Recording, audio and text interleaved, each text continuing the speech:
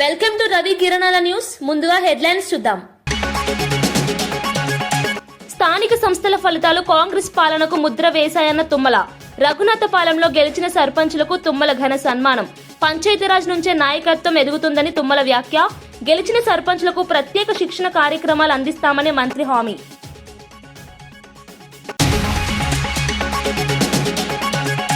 గ్రామీణాభివృద్ధి శాఖలో సంస్కరణలకు పవన్ గ్రీన్ సిగ్నల్. తాగునీరు, పారిశుద్ధ్యంపై పారదర్శకత పెంచాలన్న పవన్. గ్రామ స్థాయిలో సమస్యలకు వేగవంతం పరిష్కారం చేస్తామని వెల్లడి. గ్రామాలే రాష్ట్రానికి పునాది అని డిప్యూటీ సీఎం స్పష్టం.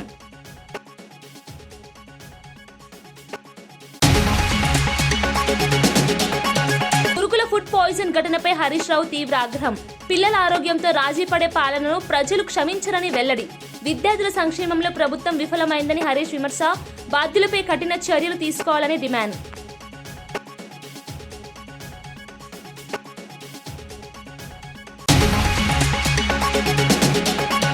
కూటమి పాలనతో విద్యుత్ రంగంలో స్పష్టమైన మార్పులు. రైతులు, పరిశ్రమలకు నాణ్యమైన కరెంటు లక్ష్యమన్న సుభాష్. గత పాలన నిర్లక్ష్యానికి విద్యుత్ రంగం బలైందన్న మంత్రి.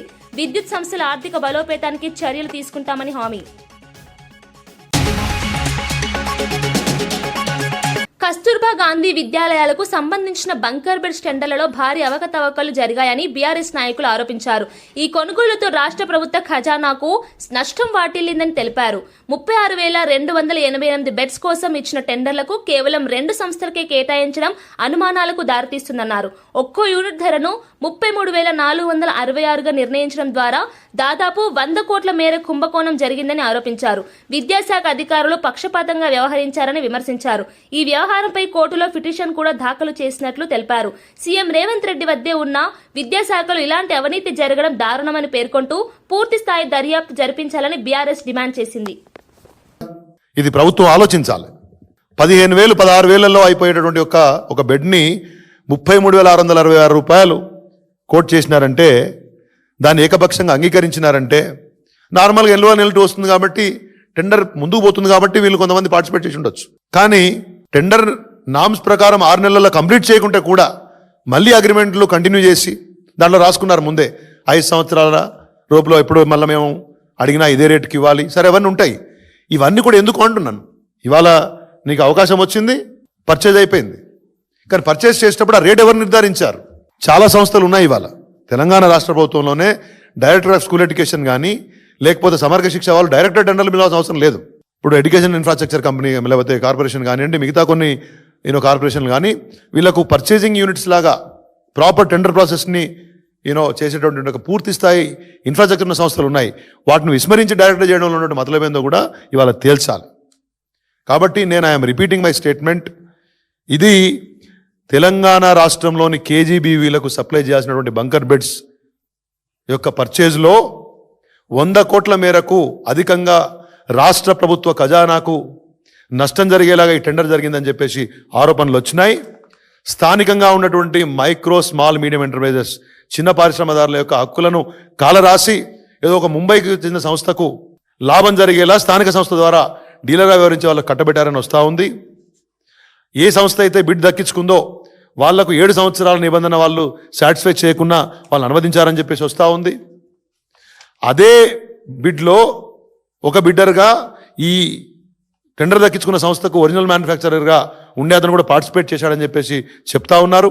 అది నిజమైతే ఒకటే బిడ్డరు ఒక బిడ్ కాకుండా 3 బిడ్లు వేసినట్టు అవుతుంది. దీన్ని పరిశీలించాలా.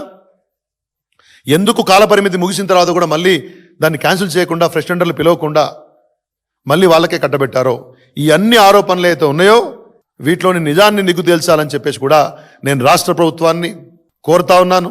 ముఖ్యమంత్రి గారు ఉన్నటువంటి విద్యాశాఖ కాబట్టి విచారణకు ఆదేశించాలని కోరుతా ఉన్నాను. విజిలెన్స్ శాఖ కూడా దీన్ని సోమోటో తీసుకోవాలని చెప్తా ఉన్నాను.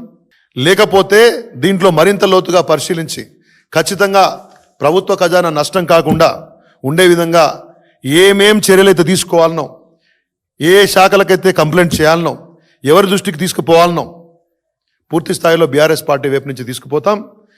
ఇదేదో వ్యక్తిగతంగా మాడాల్సినటువంటి ఉద్దేశం కాదు. ప్రభుత్వ ఖజానాకు నష్టం జరిగేటటువంటి తెలంగాణ పారిశ్రామికదారులు, చిన్న బిజినెస్ మ్యాన్ ఎవరైతే ఉన్నారో వాళ్ళ హక్కులకు నష్టం కలిగించే విధంగా చేస్తున్న ప్రయత్నాలని అడ్డుకోవడమే లక్ష్యంగా ఇవాళ ప్రజల దృష్టికి తీసుకుపోతా ఉన్నాం. ముఖ్యమంత్రి గారు సంబంధిత శాఖాధికారులు దీనిలో పూర్తిస్థాయి నిజానిజాలు తేల్చాలి, ప్రజలకు అసలైన నిజాలు తెలియజెప్పాలి, స్థానిక పారిశ్రామికదారులకు న్యాయం చేయాలని చెప్పేసి కూడా నేను భారత రాష్ట్రం తరపున డిమాండ్ చేస్తా ఉన్నాను. 2 ఏళ్ల ముఖ్యమంత్రి రేవంత్ రెడ్డి పాలనలో అమలైన సంక్షేమ పథకాలు సుపరిపాలనకు నిదర్శనమే తాజా స్థానిక సంస్థల ఎన్నికల ఫలితాలు అని మంత్రి తుమ్మల నాగేశ్వరరావు అన్నారు. ఖమ్మం జిల్లా రఘునాథపాలెం మండలంలో కాంగ్రెస్ పార్టీ మద్దతుతో గెలిచిన సర్పంచ్లను ఆయన ఘనంగా సన్మానించారు. ఈ సందర్భంగా తుమ్మల మాట్లాడుతూ పంచాయతీరాజ్ వ్యవస్థ నుంచే నాయకత్వం రూపుదిద్దుకుంటుందని, ఇదే స్థాయి నుంచి మంత్రులు, ముఖ్యమంత్రులు ఎదిగిన ఉదాహరణలు ఎన్నో ఉన్నాయని గుర్తు చేశారు. సర్పంచ్ పదవి ప్రజలకు నేరుగా సేవ చేసే గొప్ప అవకాశమని, ప్రజల్లో మంచి పేరు సంపాదించుకోవాలని సూచించారు. ఎన్నికలు పూర్తయిన అనంతరం గెలిచిన సర్పంచులకు అధికారులతో కలిసి ప్రత్యేక శిక్షణ కార్యక్రమాలు నిర్వహిస్తామని తెలిపారు. రాబోయే ఎన్నికల్లోనూ ఇదే స్ఫూర్తి కొనసాగించాలని ఆయన పిలుపునిచ్చారు.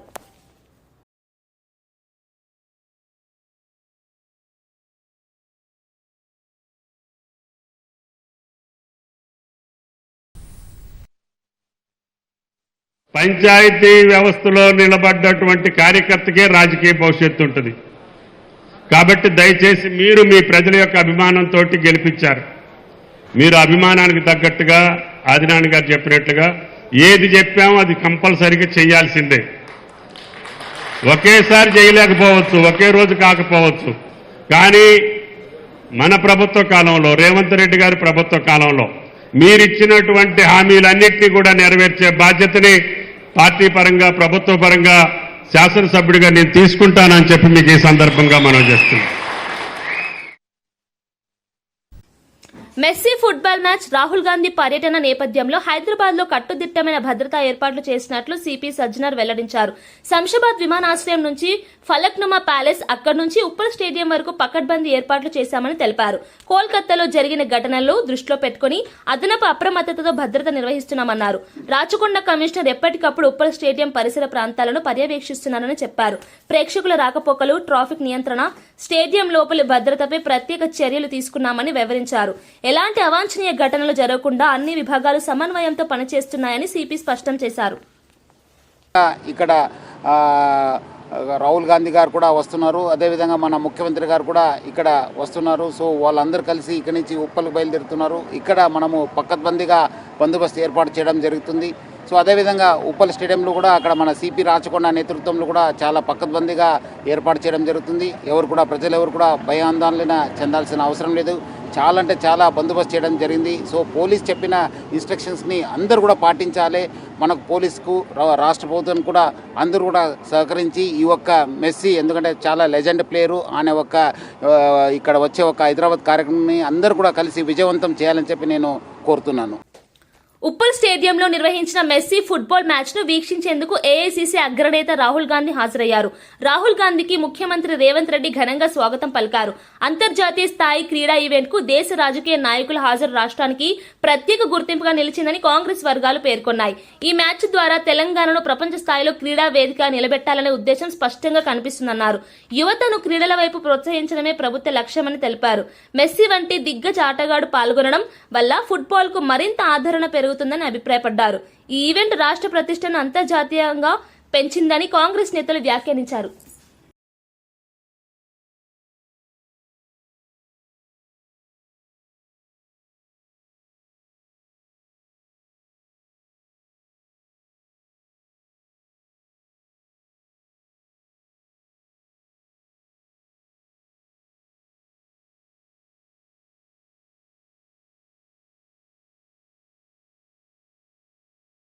పంచాయతీరాజ్ శాఖ తరహాలోనే గ్రామీణాభివృద్ధి, గ్రామీణ తాగునీటి సరఫరా విభాగాల్లోనూ సంస్కరణలు చేపట్టాలని డిప్యూటీ సీఎం పవన్ కళ్యాణ్ నిర్ణయించారు. గ్రామీణ ప్రాంతాల్లో మౌలిక సదుపాయాలను మరింత బలోపేతం చేయడమే లక్ష్యంగా ఈ మార్పులు తీసుకొస్తున్నట్లు ఆయన స్పష్టం చేశారు. తాగునీటి సరఫరా, పారిశుద్ధ్యం, అభివృద్ధి పనుల్లో పారదర్శకత పెంచాలని అధికారులకు సూచించారు. గ్రామ స్థాయిలో ప్రజలకు ఎదురవుతున్న సమస్యలను వేగంగా పరిష్కరించే విధంగా వ్యవస్థను సులభతరం చేయాలని ఆదేశించారు. అభివృద్ధి పనుల్లో నాణ్యతతో పాటు కాల పరిమితి కూడా కీలకమని పేర్కొన్నారు. ఈ సంస్కరణలతో గ్రామీణ జీవన ప్రమాణాలు మెరుగుపడతాయని, ప్రజలకు ప్రభుత్వంపై మరింత నమ్మకం పెరుగుతుందని పవన్ కళ్యాణ్ అభిప్రాయపడ్డారు. గ్రామాలే రాష్ట్రానికి పునాది అన్న దిశగా ప్రభుత్వం ముందుకు సాగుతోందని తెలిపారు.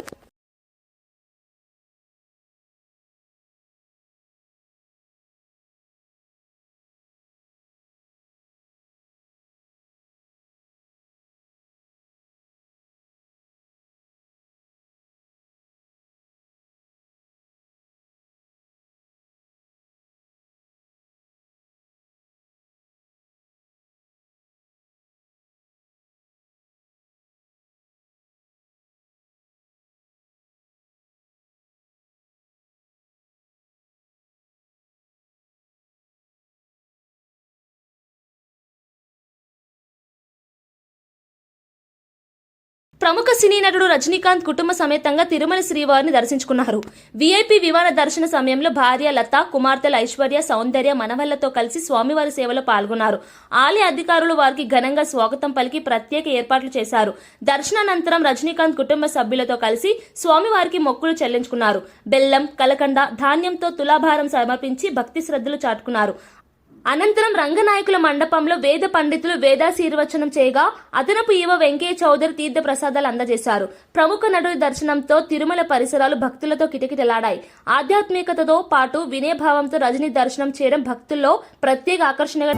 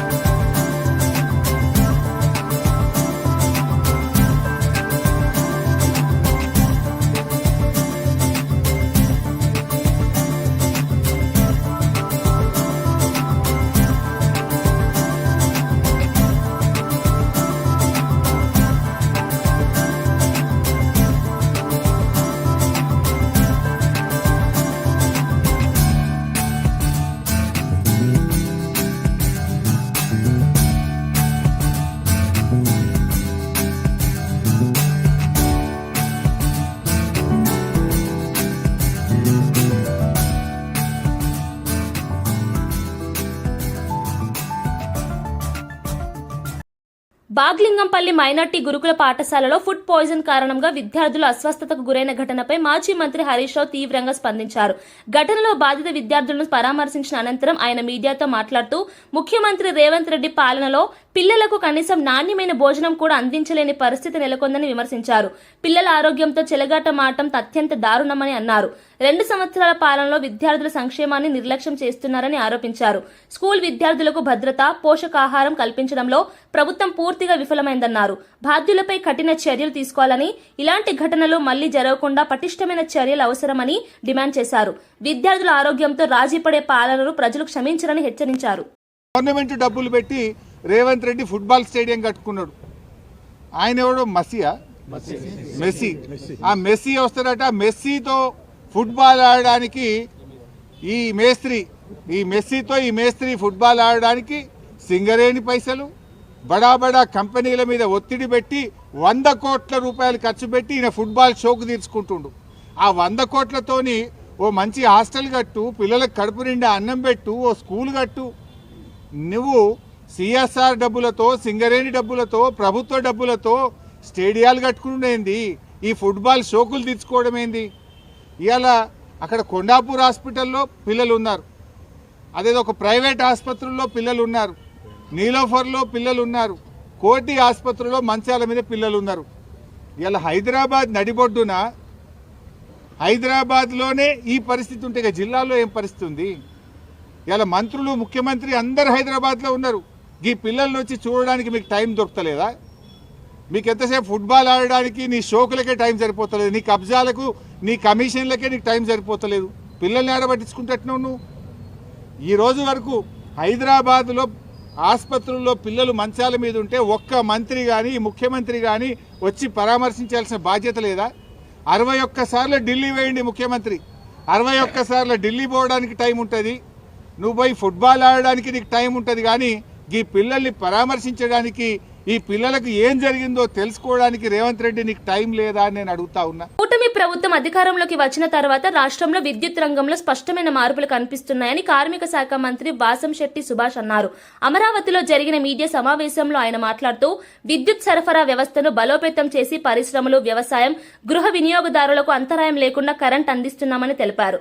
గత పాలనలో విద్యుత్ రంగం నిర్లక్ష్యానికి గురైందని, ఇప్పుడు సమగ్ర ప్రణాళికతో ముందుకు వెళ్తున్నామని చెప్పారు. రైతులకు నాణ్యమైన విద్యుత్ సరఫరా, పరిశ్రమలకు స్థిరమైన పవర్ అందించడమే ప్రభుత్వ లక్ష్యమన్నారు. కార్మికుల సంక్షేమంతో పాటు విద్యుత్ సంస్థలను ఆర్థికంగా బలోపేతం చేసే చర్యలు చేపట్టామని తెలిపారు. కూటమి పాలనతో రాష్ట్రం విద్యుత్ వెలుగులతో ముందుకు సాగుతోందని మంత్రి సుభాష్ స్పష్టం చేశారు. 175 అంటే 11 ఇచ్చారు. మీకు విశాఖపట్నం మీద అంత కక్ష ఎందుకు? 175 వచ్చిన తర్వాత కూడా నా ప్రమాణ స్వీకారం విశాఖపట్నం నుంచి అని ప్రకటించారు. మళ్ళీ ఓడిన వెంటనే మళ్ళీ మైకిల్ మీదకి వచ్చి మేము చేయవలసిందంతా చేసాం, ప్రజలకు ఎంతో చేసేసాను, నన్ను మోసం చేశారని కన్నీరు పెట్టుకోవడం అది కాదండి. అసలు 11 ఎందుకు వచ్చినాయి అనేది మీరు రివ్యూ చేసుకుని అక్కడ మీ కార్యకర్తలతోని ప్రజల చేత అనిపించుకున్నారు కాబట్టి ఎందుకు అనిపించుకున్నారో తెలుసుకోండి. అసెంబ్లీకి రావటం, ఆడ పేరు నాని, ఈ కొడాల నాని ఇష్టం వచ్చినట్టు వాగటం, మళ్ళీ వాగిన తర్వాత బూతులు తిట్టిన తర్వాత జగన్మోహన్ రెడ్డి గారి వైపు చూడటం, ఆయన మెప్పు పొందడం కోసం. ఆయన నవ్వుకుంటున్నారా లేదా, లేదంటే టీడీపీ కార్యాలయం మీద దాడులు చేయటం.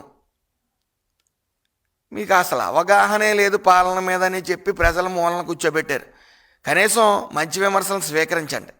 ప్రజల వద్దకు వెళ్ళి ఎందుకు 11 సీట్లకి ఇచ్చామో తెలుసుకోండి. మరి విద్యుత్ విషయానికి వస్తే 5 సంవత్సరాల్లో 9 సార్లు విద్యుత్ ఛార్జీలు పెంచారు మీరు. మరి ఎన్డీఏ కూటమి వచ్చిన తర్వాత రాష్ట్ర చరిత్రలో ఎప్పుడూ లేని విధంగా విద్యుత్ ఛార్జీ తగ్గించడం జరిగింది. అదేవిధంగా ఈ 5 సంవత్సరాలు కూడా ఎక్కడా పెంచమని కూడా చంద్రబాబు నాయుడు గారు చెప్పడం జరిగింది. అయితే దీంతో పాటుగా ఏళ్ల కల నెరవేరిందని కేంద్ర మంత్రి కింజరాపు రామ్మోహన్ నాయుడు తెలిపారు. పొందూరు ఖాదీకి జియోగ్రాఫికల్ ఇండికేషన్ ట్యాగ్ ను అధికారికంగా మంజూరు చేసినట్లు ప్రకటించారు. ఈ గుర్తింపు వల్ల పొందూరు ఖాదీకి అంతర్జాతీయ స్థాయిలో గుర్తింపు లభిస్తుందని అన్నారు. స్థానిక నేయగాళ్లకు ఇది ఆర్థికంగా పెద్ద ప్రోత్సాహమని చెప్పారు. సంప్రదాయ హస్తకళలను కాపాడటమే కాకుండా యువతకు ఉపాధి అవకాశాలు పెరుగుతాయని అభిప్రాయపడ్డారు. ఖాదీ ఉత్పత్తులకు మార్కెట్ విస్తరణకు ప్రభుత్వం చర్యలు తీసుకుంటుందని తెలిపారు. జీఐ ట్యాగ్ తో పొందూరు ఖాదీ బ్రాండ్ విలువ మరింత పెరుగుతుందని, ఇది ఆంధ్రప్రదేశ్ కు గర్వకారణమని కింజరాపు రామ్మోహన్ నాయుడు పేర్కొన్నారు. ఎంతో ఇబ్బంది పడుతున్న ఈ పొందూరు ఖాదీని అభివృద్ధి చేసేందుకు నేను పార్లమెంటు సభ్యుడిగా ఎన్నికైనప్పటి నుంచి ఏదో ఒక కృషి చేస్తూనే వచ్చాను. అందుకు అనుగుణంగా ఏదైనా ప్రాంతానికి ప్రత్యేకంగా నిలిచే ఉత్పత్తులకు ఇచ్చే జీఐ ట్యాగ్ను మన పొందూరు ఖాదీకి కూడా అవసరమని గత 4 సంవత్సరాలుగా పొందూరు ఖాదీకి జీఐ ట్యాగ్ కోసం ప్రత్యేకంగా కృషి చేస్తూ వచ్చాను. 2021వ సంవత్సరంలో జాతీయ చేనేత దినోత్సవం కార్యక్రమంలో పాల్గొనడానికి పొందూరుకు ఆర్థిక శాఖ మంత్రిగా నిర్మలా సీతారామన్ గారు వస్తున్న సందర్భంలో ఢిల్లీలో ఆవిడని కలిసి పొందూరు ఖాదీకి జీఐ ట్యాగ్ ఇవ్వాలని ఆవిడని కోరడం జరిగింది. ఈ జీఐ ట్యాగ్ ద్వారా నకిలీలను గుర్తించి ప్రాంతీయ ఉత్పత్తులకు, చేనేత కార్మికులకు రక్షణ కల్పించి మెరుగైన మార్కెట్ సహకారం అందించే అవకాశం ఉంటుంది. అక్కడితో ఆగకుండా అవకాశం దొరికినప్పుడల్లా పార్లమెంట్లో కూడా పొందూరు ఖాదీ గురించి, అభివృద్ధి గురించి కూడా నేను చెప్పాను. 2022వ సంవత్సరం వర్షాకాల సమావేశాలు నేను అడిగిన ప్రశ్నకు బదులిస్తూ Khadi village and industries commission KVIC ద్వారా తొలిసారి పొందూరు ఖాదీకి జీఐ ట్యాగ్ అప్లికేషన్ సమర్పించబడిందనేది కూడా ఆనాడు తెలిపారు. అదే సంవత్సరం శీతాకాల సమావేశాల్లో కూడా రూల్ 377 ద్వారా అవకాశం వచ్చినప్పుడు పొందూరు ఖాదీని అభివృద్ధి చేయాలని పార్లమెంటు వేదికగా కోరాను. ఇలా గత 4 సంవత్సరాల ప్రయాణంలో అనేక సమావేశాల్లో పాల్గొని అధికారులకు రిప్రజెంటేషన్ సమర్పించి అవకాశం వచ్చినప్పుడల్లా ఫాలోఅప్స్ చేసుకొని పొందూరు ఖాదీకి జీఐ ట్యాగ్ కోసం ఎంతో కృషి చేశాను. నేడు ఎన్నో సంవత్సరాలు కష్టపడ్డ శ్రమకు ఫలితంగా మన చేనేత కార్మికులు వారసత్వానికి, కష్టానికి సత్కారంగా కేంద్ర ప్రభుత్వంలోని జియోగ్రఫికల్ ఇండికేషన్ రిజిస్ట్రీస్ వారు పొందూరు ఖాదీకి ప్రతిష్టాత్మకమైన జియో ట్యాగ్ని అందించారు. ఎన్నో అడుగులు, ఎన్నో ప్రయత్నాలు ఇవన్నీ కలిసి ఈరోజు ఫలితం ఇచ్చాయి. ఈరోజు నాకు మాత్రమే కాదు, పొందూరులో బట్టనేసిన ప్రతి కుటుంబానికి, ప్రతి చేతికి, ప్రతి నూలు పోగుకి ఒక చరిత్రాత్మక రోజు. ఇది యావత్ శ్రీకాకుళం జిల్లా గర్వపడాల్సిన క్షణం. మన రాష్ట్రం నుండి ఉన్న తిరుపతి లడ్డు, కొండపల్లి బొమ్మలు, బొబ్బిలి వీణ వంటి ప్రతిష్టాత్మక ఉత్పత్తులు పక్కనే నేడు పొందూరు ఖాదీ కూడా స్థానం పొందింది. ఈ ప్రయాణంలో సహకారం అందించిన ఖాదీ అండ్ విలేజ్ ఇండస్ట్రీస్ కమిషన్కు, ఆంధ్ర ఫైన్ ఖాదీ కార్మిక అభివృద్ధి సంఘంకు కృతజ్ఞతలు తెలియజేస్తున్నాను. అలానే వోకల్ ఫర్ లోకల్ అన్న నినాదంతో దేశవ్యాప్తంగా సాంప్రదాయ కళలను ప్రోత్సహిస్తున్న ప్రధానమంత్రి నరేంద్ర మోదీ గారికి, పొందూరు ఖాదీ అభివృద్ధి కోసం నిరంతరం సహకారం అందిస్తున్న ముఖ్యమంత్రి నారా చంద్రబాబు నాయుడు గారికి ఈ సందర్భంగా హృదయపూర్వక ధన్యవాదాలు తెలియజేస్తున్నాను. అయితే ఇది మా ప్రయాణానికి ముగింపు కాదు, ఇది ఆరంభం మాత్రమే. పొందూరు ఖాదీ అభివృద్ధి కోసం స్థానిక ఎమ్మెల్యే సోదరులు కోన రవికుమార్ అన్నగారు ఎన్నో కార్యక్రమాలు చేస్తూనే వస్తున్నారు. రానున్న రోజుల్లో ఇద్దరం కలిసి ఈ జిఐ ట్యాగ్ సహకారంతో పొందూరు ఖాదీని అభివృద్ధి చేసి వ్యవస్థను మరింత బలోపేతం చేస్తాం. చేనేత కార్మికులు మరియు వ్యాపారస్తులు ఆర్థికంగా బలపరచడానికి రుణాలు, సబ్సిడీలు అందిస్తాం. కొత్త యంత్రాలు, డిజైన్, సాంకేతిక శిక్షణలు అందించి వారి కళను ఈ కొత్త కాలానికి అనుగుణంగా ముందుకు తీసుకొని వెళ్తాం. జాతీయ, అంతర్జాతీయ మార్కెట్లో పొందూరు ఖాదీని ప్రముఖంగా నిలబెట్టి ప్రపంచవ్యాప్తంగా ప్రతిష్ట తీసుకొని వస్తాం. మన పొందూరు చేనేత కార్మికులను నేను చెప్పదలుచుకున్న మాట ఒక్కటే, ఇది కేవలం ఓ వస్త్రానికి దక్కిన గుర్తింపు కాదు. మీకు మీ సాంప్రదాయాన్ని మీరందరూ కూడా వదులుకోకుండా ఎన్నో కష్టాలు వచ్చినా మీ కళను నిలబెట్టారు. మీ చేతులు కేవలం బట్టనే కాదు, గౌరవాన్ని, గుర్తింపుని, సంస్కృతిని, చరిత్రను నేశాయి. ఈ జిఐ ట్యాగ్ మీ శ్రమకు దక్కిన ప్రతిఫలంగా మీ అందరికీ కూడా అంకితం చేస్తున్నాను. మనమందరం కలిసి ఇక కొత్త అధ్యాయం మొదలు పెడదాం. మీ ప్రతి అడుగులోనూ నేను మీకు అండగా ఉంటాను. గర్వంతో ముఖ్యమంత్రి రేవంత్ రెడ్డి ఉస్మానియా యూనివర్సిటీకి 2 సార్లు వచ్చి చరిత్ర సృష్టించారని TPCC general secretary Chanagani Dayakar అన్నారు. విద్యార్థులకు ఇచ్చిన మాట ప్రకారం యూనివర్సిటీ అభివృద్ధికి 1000 కోట్లు కేటాయించడంతో బీఆర్ఎస్ నేతలు జీర్ణించుకోలేక డైవర్షన్ రాజకీయాలకు దిగుతున్నారని విమర్శించారు. గత పాలనలో యూనివర్సిటీని పూర్తిగా నిర్లక్ష్యం చేశారని గుర్తు చేశారు. ప్రస్తుతం మౌలిక వసతులు, హాస్టళ్లు, పరిశోధనలకు ప్రభుత్వం పెద్దపీట వేస్తుందన్నారు. విద్యారంగ అభివృద్ధి పట్ల సీఎం ప్రత్యేక శ్రద్ధ చూపుతున్నారని చెప్పారు. విద్యార్థుల భవిష్యత్తును దృష్టిలో పెట్టుకుని ప్రభుత్వం తీసుకుంటున్న నిర్ణయాలు చారిత్రాత్మకమని అభిప్రాయపడ్డారు. గౌరవం పెరిగింది, నిధులు వచ్చినాయి, భవిష్యత్తులో నియామకాలు కూడా రాబోతా ఉన్నాయి. కాబట్టి ఇది తెలంగాణ అభివృద్ధికి ఒక గొప్ప నిదర్శనంలాగా చూడాలి తప్ప దీన్ని కూడా రాజకీయ కోణంలో చూడడం అనేది బీఆర్ఎస్ నాయకులు సరైంది కాదని మేము కోరుతా ఉన్నాం. ఇంకో రకంగా మనం చూస్తే ఇవాళ గౌరవ ముఖ్యమంత్రి రేవంత్ రెడ్డి గారు 2 ఏళ్ల ప్రజాపాలనలో ఒక రోబోలాగా, ఒక యంత్రంలాగా 24 గంటలు ఇవాళ ప్రజల కోసం పనిచేస్తూ ఉన్నారు. కాబట్టి గతంలో 10 ఏళ్లలో ఎన్నడూ జరగని అభివృద్ధి ఇవాళ 2 ఏళ్లలోనే అభివృద్ధి మార్కు తెలంగాణలో ఇవాళ అన్ని ప్రాంతాలలో మనం కనిపించింది. అంటే గత పాలకులు తాత్కాలిక అవసరాల కోసం ఒక కాళేశ్వరమో ఇంకోటి ఒక భూతంలాగా చూపించి ఒక కలెక్టరేట్లు కట్టో లేకపోతే అమరవీరుల స్తూపం కట్టి ఇంకోటి సచివాలయం కట్టి ఇదే అభివృద్ధి లాగా అనుకున్నారు. కాకుండా ఇవాళ ముఖ్యమంత్రి రేవంత్ రెడ్డి గారు వచ్చిన తర్వాత 2 ఏళ్లలో ఇవాళ 2047 విజన్ పేరుతోని భవిష్యత్తు తరాలకు విద్య, ఉపాధి, ఉద్యోగ అవకాశాలు, పెట్టుబడి దిశగా ఇవాళ భవిష్యత్ తరాల స్టేడియంలో జరగనున్న మెస్సీ ఫుట్బాల్ మ్యాచ్ కు భారీ భద్రత ఏర్పాట్లు చేసినట్లు డీజీపీ శివధర్ రెడ్డి తెలిపారు. కోల్కతాలో ఇటీవల జరిగిన ఘటనలను దృష్టిలో ఉంచుకుని తెలంగాణలో పూర్తి అప్రమత్తతతో ఏర్పాట్లు చేస్తున్నామని చెప్పారు. రాత్రి 7 గంటల 15 నిమిషాలకు మెస్సీ స్టేడియానికి చేరుకుంటారని వెల్లడించారు. ఈ మ్యాచ్ పూర్తిగా క్రీడా స్ఫూర్తితో ఫుట్బాల్ ను ప్రోత్సహించే ఉద్దేశంతో నిర్వహిస్తున్నామని స్పష్టం చేశారు. మొత్తం కార్యక్రమం సుమారు గంట సేపు కొనసాగుతుందని తెలిపారు. భద్రతా సిబ్బంది, ట్రాఫిక్ నిర్వహణ, ప్రేక్షకుల నియంత్రణపై ప్రత్యేక దృష్టి పెట్టామని అన్నారు. ఎలాంటి అవాంఛనీయ ఘటనలు జరగకుండా అన్ని శాఖలు సమన్వయంతో పనిచేస్తున్నాయని డీజీపీ తెలిపారు. ఫస్ట్ థింగ్ అర్థం చేసుకోవాల్సింది ఏంటంటే ఇది ఒక ఫుట్బాల్ గేమ్ మ్యాచ్ కాదు. ఇక్కడ ఫుట్బాల్ క్రీడను బాగా పెంపొందించేందుకని చెప్పి ప్రజలలో అందుకు ఆయన ఒక విశ్వవిఖ్యాతమైనటువంటి ఫుట్బాల్ ప్లేయర్ కాబట్టి మెస్సీ ఆయన ఇక్కడ వస్తున్నాడు. కాబట్టి ఆయన ద్వారా మనకు హైదరాబాద్లో పాత ఫుట్బాల్ కల్చర్ని మళ్ళీ రివైవ్ చేయడానికి అని చెప్పి మళ్ళీ దానికి పునరుద్ధరణ చేయడానికి అని చెప్పి చేస్తున్న ప్రోగ్రామ్ ఇది క్రికెట్ మ్యాచ్ అని, ఫుట్బాల్ మ్యాచ్ అని చెప్పి అనవసరంగా రాంగ్ ఇంప్రెషన్లో పోకూడదు. అందులో ఏంటంటే ఇక్కడికి మన మెస్సీ, లయనల్ మెస్సీ ఆయన 7:15 ఆ టైంలో వస్తాడు. ఇక్కడికి మనకు ఇచ్చిన ప్రోగ్రాం ప్రకారము, మినిట్ ప్రోగ్రాం ప్రకారము. అయితే 7:50 నుంచి 7:30 వరకు ఒక 15 మినిట్స్ పాటు 7 సైడ్ మ్యాచ్ అవుతుంది. అంటే ఒక టీంలో 7 ఉంటారు. ఒక్కొక్క టీంలో. సో మొత్తం 14 మంది మ్యాచ్ ఆడతారు. అందులో ఏంటంటే ఈవెన్ ఫుట్బాల్ గ్రౌండ్ కూడా దాన్ని 60% తగ్గించిన దాన్ని. ఫుట్బాల్ గ్రౌండ్ మీకు తెలిసి పెద్దగా ఉంటుంది, దాన్ని 60% తగ్గించారు. తర్వాత గోల్ పోస్ట్ కూడా చిన్నగా ఉంటాయి. అదేంటంటే ఒక చిన్నపాటి ఎగ్జిబిషన్ మ్యాచ్ జస్ట్ 15-20 మినిట్స్ అనమాట. అది లాస్ట్ 5 మినిట్స్ అప్పటికే మెస్సీ వచ్చి ఉంటాడు, మన ఆనరబుల్ సీఎం గారు కూడా వచ్చి ఉంటారు అప్పటికే. సో లాస్ట్ 5 మినిట్స్లో మాత్రం సీఎం గారు ప్లస్ మెస్సీ ఫుట్బాల్లో సోకాల్డ్ షో మ్యాచ్లో పార్టిసిపేట్ చేస్తారన్నమాట. తర్వాత ఈ 15-20 మినిట్స్ అయిపోయిన తర్వాత 7:30 నుంచి 7:55 వరకు అక్కడ కొంతమంది చిన్నపిల్లలు ఉంటారు. 4 గ్రూపులకు వాళ్ళకి విభజించిన వాళ్ళని 4 గ్రూపులకు విభజించినటువంటి పిల్లలతోని మెస్సీ వాళ్ళకి బేసిక్ టెక్నిక్స్ నేర్పిస్తాడు అనమాట. ఫుట్బాల్ టెక్నిక్స్ నేర్పిస్తాడు. అది ఉంటుంది ఒక 25-30 మినిట్స్ ఉంటుంది ఆ ప్రోగ్రామ్. అది టికిటాకా కాన్సెప్ట్లో భాగంగా చేస్తున్నారు. అది తర్వాత ఇంకొక 10 మినిట్స్ పాటు తర్వాత అంటే 7:55కి అయిపోద్ది అనుకుంటున్నాం. ఇది ఈ టికిటాకా కాన్సెప్ట్, ఈ చిన్న పిల్లలకి ఫుట్బాల్ నేర్పించే కాన్సెప్ట్. అది గ్రామీణాభివృద్ధి ద్వారానే గాంధీజీ స్వప్నాన్ని సాకారం చేయవచ్చని మంత్రి పొన్నం ప్రభాకర్ పేర్కొన్నారు. సిద్దిపేట జిల్లా హుస్నాబాద్ ఎమ్మెల్యే క్యాంపు కార్యాలయంలో నూతనంగా గెలిచిన కాంగ్రెస్ పార్టీ సర్పంచ్లు, వార్డు సభ్యులను ఆయన సన్మానించారు. ఈ సందర్భంగా మాట్లాడుతూ గ్రామాల్లోని సమస్యలను అధికారుల దృష్టికి తీసుకెళ్లాలని సర్పంచ్లను కోరారు. ఎన్నికల కోడ్ ముగిసిన వెంటనే గ్రామాలకు అవసరమైన అభివృద్ధి ప్రతిపాదనలు అందిస్తే నిధులు మంజూరు చేస్తామని హామీ ఇచ్చారు. ప్రజాప్రభుత్వంలో గ్రామాల అభివృద్ధికి ప్రథమ ప్రాధాన్యం ఉంటుందని తెలిపారు.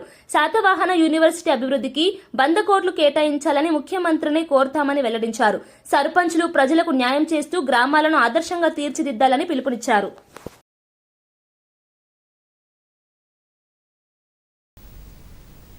గెలిచినటువంటి సర్పంచులు పార్టీలకు అతీతంగా గెలిచిన సర్పంచులకు, ఉప సర్పంచులకు, వార్డు సభ్యులందరికీ హృదయపూర్వకంగా అభినందనలు తెలియజేస్తా ఉన్నా. అదేవిధంగా తెలంగాణ వ్యాప్తంగా గెలిచినటువంటి సర్పంచులకు, ఉప సర్పంచులకు, వార్డు సభ్యులకు కూడా హృదయపూర్వకంగా అభినందనలు తెలియజేస్తూ గ్రామ స్థాయి రాజకీయాలకు అతీతంగా ప్రజలందరికీ సంబంధించిన సమస్యల్ని ఉన్నత అధికారుల దృష్టికి గాని, ఉన్నత ప్రజాప్రతినిధుల దృష్టికి గాని, ప్రభుత్వం దృష్టికి గాని తేవడం ద్వారా గ్రామీణ ప్రాంత ప్రజల సమస్యలన్నీ కూడా పరిష్కరించే విధంగా చొరవ చూపెట్టాలని నూతనంగా ఎన్నికైనటువంటి సర్పంచులను, ఉప సర్పంచులను, వార్డు సభ్యులను కోరుతా ఉన్నా. వార్తలు ముగించే ముందు ముఖ్యాంశాలు మరోసారి. స్థానిక సంస్థల ఫలితాలు కాంగ్రెస్ పాలనకు ముద్ర వేశాయన్న తుమ్మల. రఘునాథపాలెంలో గెలిచిన సర్పంచులకు తుమ్మల ఘన సన్మానం. పంచాయతీరాజ్ నుంచే నాయకత్వం ఎదుగుతుందని తుమ్మల వ్యాఖ్య. గెలిచిన సర్పంచులకు ప్రత్యేక శిక్షణ కార్యక్రమాలు అందిస్తామని మంత్రి హామీ.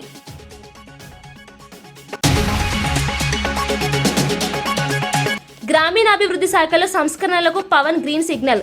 తాగునీరు, పారిశుద్ధ్యంపై పారదర్శకత పెంచాలన్న పవన్. గ్రామ స్థాయిలో సమస్యలకు వేగవంతం పరిష్కారం చేస్తామని వెల్లడి. గ్రామాలే రాష్ట్రానికి పునాది అని డిప్యూటీ సీఎం స్పష్టం.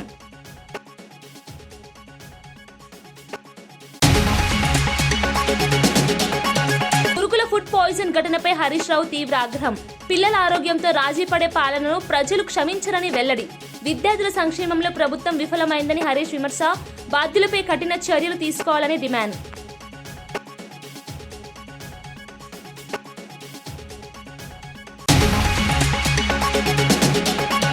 కూటమి పాలనతో విద్యుత్ రంగంలో స్పష్టమైన మార్పులు. రైతులు, పరిశ్రమలకు నాణ్యమైన కరెంటు లక్ష్యమన్న సుభాష్. గత పాలన నిర్లక్ష్యానికి విద్యుత్ రంగం బలైందన్న మంత్రి. విద్యుత్ సంస్థల ఆర్థిక బలోపేతానికి చర్యలు తీసుకుంటామని హామీ. ఇవి ఈనాటి వార్తా విశేషాలు. మరో బులెటిన్లో మళ్ళీ కలుద్దాం. నమస్కారం.